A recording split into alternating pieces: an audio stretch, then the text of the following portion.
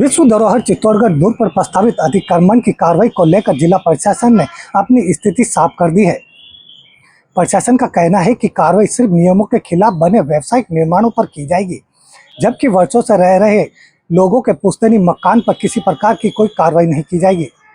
लेकिन इस पूरे मामले में पुरातत्व विभाग की कार्यप्रणाली पर कई गंभीर सवाल खड़े कर दिए हैं। चित्तौड़ दुर्ग जहां इतिहास आज भी सांस लेता है, लेकिन अब ऐतिहासिक धरोहरों पर अतिक्रमण हटाने की कार्रवाई को लेकर सियासत और सवाल दोनों तेज हो गए हैं। जिला प्रशासन ने साफ कर दिया है कि पुराने आवासीय मकानों पर कार्रवाई नहीं होगी, बल्कि सिर्फ नियमों के विरुद्ध बने व्यावसायिक निर्माण ही हटाए जाएंगे। सर, दुर्ग पर तो आबादी लगभग राजा महाराजाओं के समय से ही यहाँ पर रहती है। यहाँ पर निवासरत लोग हैं, उनको भी काफ़ी साल हो गए। तो यहाँ पर तो किले के ऊपर जो मकान है, उनके लिए बोलते हैं कि अगर ये अतिक्रमण में है, तो आज किले के ऊपर लगभग 4000 की आबादी है, तो उस आबादी के लिए तो नहीं बोल सकते कि ये अतिक्रमण है। हम तो बरसों से यहाँ पर रहते हैं।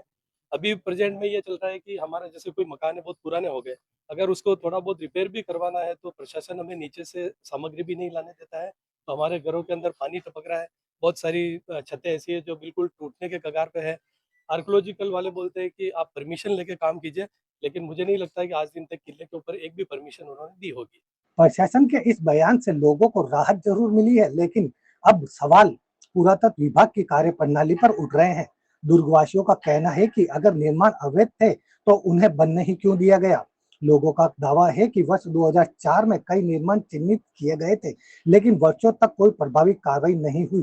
पिछले 5 वर्षों में भी निर्माण होते रहे, नोटिस दिए गए, लेकिन काम नहीं रुका।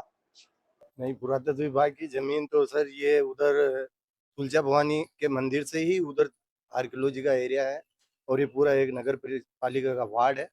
पूर्व में हमारे मकान जो बने हुए हैं, हमारा जो हम पुश्तैनी मकान है, नगर परिषद द्वारा हमारी को परमिशन दी गई थी, उसका नक्शा पास किया गया था, और सारी डॉक्यूमेंट्स भी हमारे पास हैं अभी।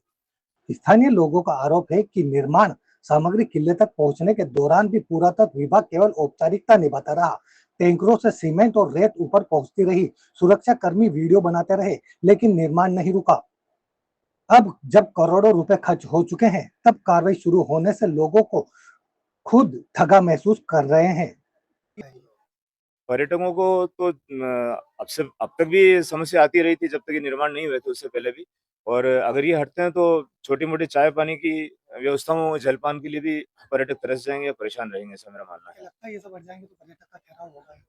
नहीं, पर्यटकों का ठहराव वैसे भी चित्तौड़ शहर में काम है, क्योंकि पर्यटक या तो उदयपुर से आकर दुर्ग भ्रमण करके फिर कुंभलगढ़ इत्यादि स्थानों पर निकल जाते हैं, या फिर छोटा मोटा कोई ठहराव करते भी हैं तो उनको किले पर जब अगर आज कुछ ठहराव हो रहा है, कुछ लोग रात्रिकालीन भोजन के लिए रुक रहे हैं, तो स्वाभाविक रूप से वो रात्रिकालीन भोजन के लिए रुकेंगे, तो रात्रि विश्राम भी चित्तौड़ शहर में ही करेंगे। तो न सिर्फ चित्तौड़ दुर्ग के ऊपर वरना नीचे भी जो व्यावसायिक हैं, उन्हें भी इसका प्रत्यक्ष अप्रत्यक्ष लाभ तो मिल ही रहा है। दुर्ग में रहने वाले परिवारों का कहना है कि वह कोई नए अतिक्रमण नहीं है, बल्कि पीढ़ियों से यहाँ रह रहे हैं। सबसे बड़ी परेशानी पुराने मकानों की मरम्मत को लेकर है। बरसात में छत टपकती रही, दीवार में दरारें हैं, लेकिन मरम्मत के लिए निर्माण सामग्री ले जाने की अनुमति नहीं मिलती।